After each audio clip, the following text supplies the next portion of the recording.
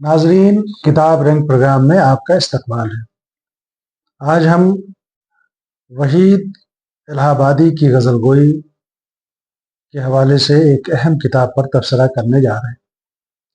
नई नस्ल के स्कॉलर्स में महर फातिमा का एक अहम नाम है।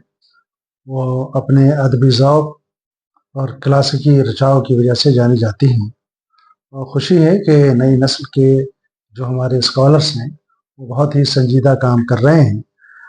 महर फातिमा की ये किताब वहीद इलाहाबादी की गज़ल गोई इस हवाले से अहम है कि इन्होंने क्लासिकी शायरी के हवाले से और वहीद इलाहाबादी के हवाले से इस किताब में बहुत अहम गुफ्तगू की है। इस किताब को इन्होंने कई हिस्सों में तकसीम किया है। ज़ाहिर है, पहला हिस्सा वहीद इलाहाबादी की हयात और शख्सियत के हवाले से है। दूसरा हिस्सा वहीद इलाहाबादी के तलाज़मा के हवाले से, और अहम हिस्सा इस किताब का वहीद इलाहाबादी की गज़ल गोई का मौज़ूआती मुताला। ये बहुत अहम इसलिए है कि उन्होंने पूरे दीवान का मुताला किया और उसके बाद उनके कलाम को कई हिस्सों में, कई ज़ुमरों में तकसीम किया। उनमें एक हुस्न इश्क है जो उर्दू गज़ल का सबसे हावी मौजू है, और दूसरा ज़ुमरा जो उर्दू गज़ल का हावी मौजू है वो तसव्वुफ़ का है। उसके बाद दुनिया की बेसबाती, हंगामा ग़द्र, सफ़र और वतन, वहशत, ख़मरियात, शायराना ताल्ली और रक़्स व रंग। अक्सर रक़्स व सुरूद का ज़िक्र हम सुनते आए हैं, लेकिन इन्होंने रक़्स व रंग उन्वान कायम किया है। उसके हवाले से जिस तरह के अशार हैं उसका उन्होंने इंतखाब किया है। और उसके बाद वहीद इलाहाबादी की गज़लों का इन्होंने फ़न्नी मुताला किया है।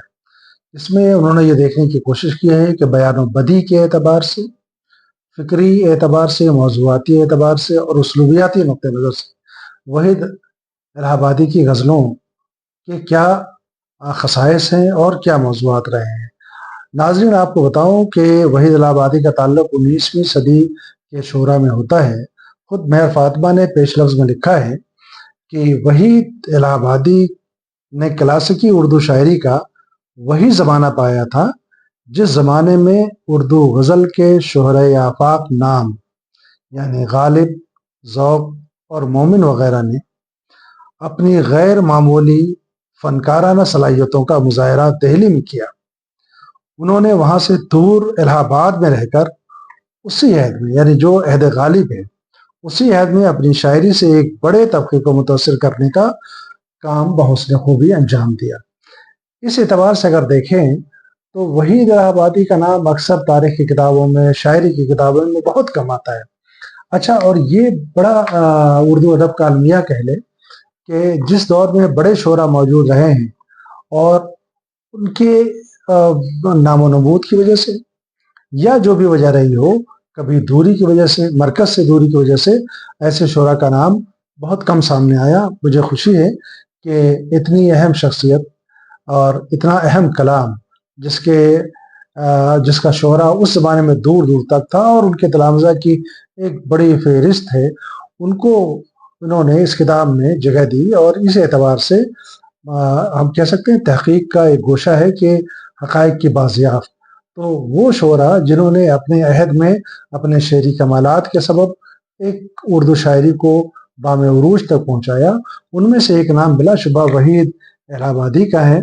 इनके ज़माने के हवाले से उन्होंने बहुत तफ़सील से लिखा है और ये कहा है कि 19वीं सदी का वो सुनहरा दौर जिसमें बाकमाल और उस्ताद शोरा की एक कहकशां मौजूद थी। ऐसे में किसी शायर का अपना नाम खुद पैदा कर लेना, अपनी शनाख्त बना लेना, ये बहुत बड़ी बात होती है। अच्छा, मैं अब उनके कुछ अशार इस किताब से पेश करना चाहता हूँ ताकि नाज़रीन समझ सकें कि वहीद इलाहाबादी की शायरी का रंग क्या था। मैंने जब वादिये गुर्बत में कदम रखा था, ये वहीद इलाहाबादी के अशार हैं। मैंने जब वादिये गुर्बत में कदम रखा था, दूर तक याद वतन आई थी समझाने को। अब ये शेर कई जगह कोट भी हुआ है, बड़ा मशहूर रहा, लेकिन बहुत कम लोग जानते हैं कि ये शेर किसका है। उसी तरह से हमने अपने आशियाने